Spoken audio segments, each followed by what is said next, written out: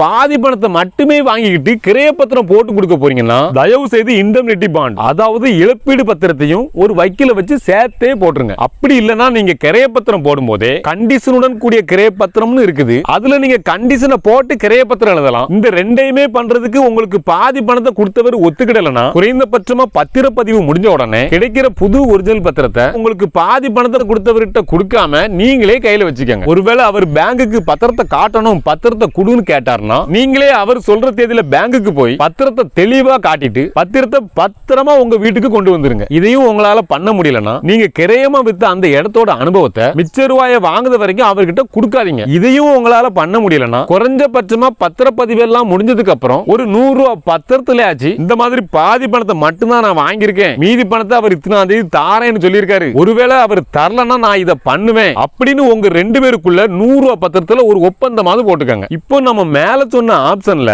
எவ்வளவு அதிகமான ஆப்ஷன் உங்களால பண்ண முடியுமோ அது எல்லாத்தையும் பண்ணிருங்க. ஒருவேளை நீங்க இதுல எந்த ஆப்ஷனையும் பண்ணாம கிரைய பத்திரம் மட்டும் முடிச்சு கொடுத்தீங்கன்னு வச்சுக்கோங்க, ஒருவேளை அவர் நல்லவரா இருந்தா பிரச்சனை கிடையாது, ஆனா தில்லாலங்கடி பாத்தியா மட்டும் இருந்தான்னு வச்சுக்கோங்க, மாட்டோட வாழை பிடிச்ச கதை தான். மாட்டு வாழை பிடிச்சிட்டு பின்னாடியே தகிட தகிட தகிட்டு ஓட வேண்டியதான்.